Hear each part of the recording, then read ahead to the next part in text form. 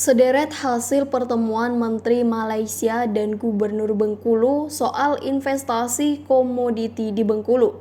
Pertemuan Menteri Perusahaan Perdagangan dan Komoditi Malaysia, Zuraida Kamarudin, dan Gubernur Bengkulu Rohidin Mersyah di Provinsi Bengkulu. Tribunbengkulu.com telah merangkum beberapa informasi dari pertemuan tersebut. Kunjungan ini merupakan kunjungan pertama kalinya yang dilakukan Menteri Perusahaan Perdagangan dan Komoditi Malaysia ke Provinsi Bengkulu. Ada belasan rombongan yang menemani menteri dari Malaysia ini yang terdiri atas 4 bidang, yaitu bidang kelapa sawit, bidang karet, bidang perkayuan, dan bidang perkopian. Bahas kerjasama sawit, karet, dan kayu dengan Pemprov Bengkulu. Pertemuan ini untuk membahas kerjasama investasi antara pemerintah negara Malaysia dengan pemerintah Provinsi Bengkulu. Salah satunya adalah terkait dengan komoditi kelapa sawit dan juga karet yang menjadi salah satu komoditas unggulan di Provinsi Bengkulu. Kementerian Perusahaan Perdagangan dan Komoditi Malaysia menganggap Bengkulu merupakan tempat yang memiliki potensi besar atas komoditi seperti sawit, karet, dan kayu. Apalagi Bengkulu sendiri masih belum banyak menggelar kerjasama investasi dengan negara luar. Kami berharap kedatangan kami ini akan dapat menghasilkan daripada kerjasama. Kami mendapati keperluan kami dan Bengkulu juga mendapati keperluan Bengkulu, kata Zuraida. Bengkulu sebenarnya sangat berpotensi dan memiliki beberapa unggulan terkait dengan investasi, baik dari potensi pertanian seperti kelapa sawit dan karet, termasuk juga di bidang lain seperti kelautan dan perikanan. Buka peluang Malaysia kelola sawit di Bengkulu. Pemerintah Provinsi Bengkulu membuka peluang bagi negara Malaysia untuk mengelola komoditi sawit di Provinsi Bengkulu. Peluang ini terbuka setelah adanya pertemuan antara Menteri Perusahaan Perdagangan dan Komoditi Malaysia, Zuraida Kamarudin, dengan Gubernur Bengkulu Rohidin Mersyah hari Sabtu 16 Juli 2022.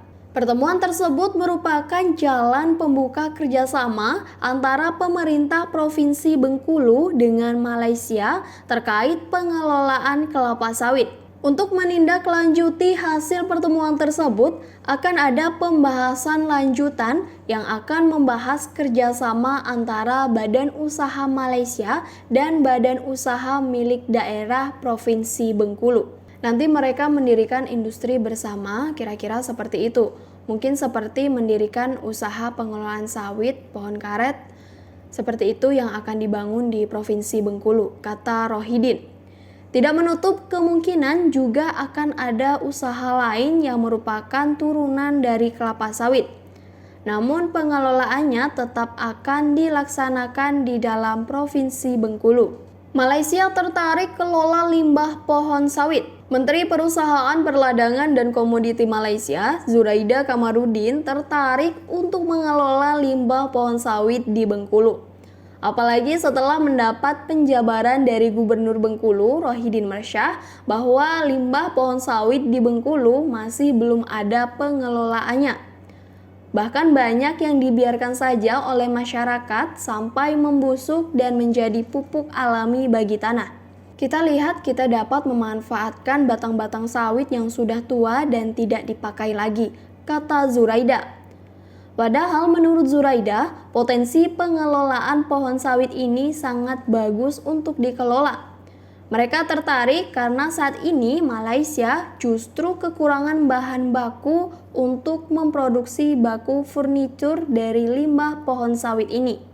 Selain itu, dengan memanfaatkan limbah pohon sawit ini juga bermanfaat untuk mencegah adanya potensi kebakaran lahan.